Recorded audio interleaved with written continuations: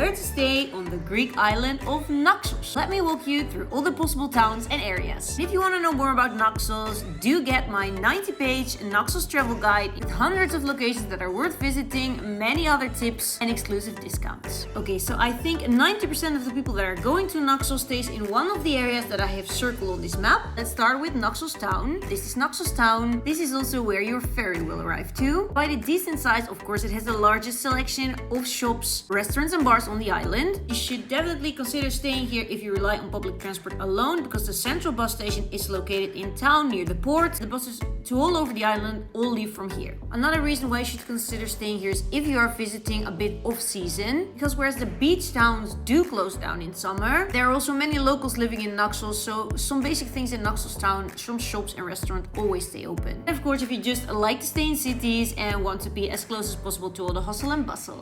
So Naxos Town does have some swim spots, but not really a proper beach where you can swim at. But on a 5-minute walking distance, or 10 minutes if you're staying on the far side of town, there is Agios Georgios beach. It's definitely not the most beautiful beach on the island, but it's more than okay. It has shallow waters, it's perfect for children, it has all the accommodations right behind the beach. It has beach bars, and as I said, it is on a 5 to 10 minute walking distance from Naxos Town. So you can literally combine beach and town without even needing a vehicle or a bus. In this respect, you could consider it the city beach of Naxos, and that's very convenient. Here's another picture of it at sunset at a month that some more beach chairs were out. Next up over here is Agios Prokopios. Out of these three popular beach towns, it is closest to Naxos Town and the most organized, at least on that side. As you see, many people believe that it's actually the most beautiful beach of Naxos. This was in April. In summer though, it's pretty full of beach chairs. There are many bars, restaurants. It's all quite cluttered together on that side of the beach. If you want to stay on a gorgeous beach, I would definitely prefer Agios Prokopios or one of the other beach towns over Naxos Town or Agios Georgios beach. Moving on to the next little town, Agia Anna, you can actually walk here from that side of Agios Prokopios. It's very similar to Agios Prokopios in a way. The difference though is that this is a smaller bay, whereas Agios Prokopios is a very long sandy beach. For me, everybody being in that small bay, it felt a little bit too busy. But what was very convenient in Agia Anna was that there is actually a dock, a little harbor. Boat trips that you can take from Naxos Town usually also pass by Agia Anna and let people embark the boat trip there. Very convenient if you're not renting a vehicle and you want to book a boat excursion.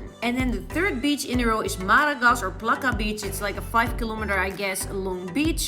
Equally beautiful, it's just a little bit more exposed to the wind than Agios Prokopios and Agia Anna, but not as much as other beaches on Naxos. The feel is way more quiet though, because as you can see, behind this 5-kilometer long beach there is a dirt road, and the beach bars and restaurants are spread out over a 5-kilometer long strip, and not all in the same bay or in the same area. And the accommodations are right behind those restaurants and beach bars, but in something that resembles some kind of a valley, meaning that the different buildings and accommodations are not built one right next to another, but they are mostly surrounded by their own garden with pool, etc. So out of those three towns, Plaka is the most relaxed one, but it's good to know that from all three of those, for €2 you can take a bus into Naxos Town every 20-30 minutes until 2 o'clock at night in summer even. So you can easily take the bus, go have dinner in Naxos, go have drinks, and still take the bus back. Yeah, there's very good public transport on this island. Below Maragas and Plaka, there are many more gorgeous sandy beaches, many of which you can find some form of organization, mostly one to a couple of tavernas and some accommodation, although nothing like on Agios Prokopios and Agia Anna. This, for instance, is the beautiful Mikri Vigla beach on the Kastraki side. Mikri Vigla, by the way, is the place to be if you like windsurfing and kiting, because this is Orkos beach, the other Mikri Vigla beach, and it is the place for surfing.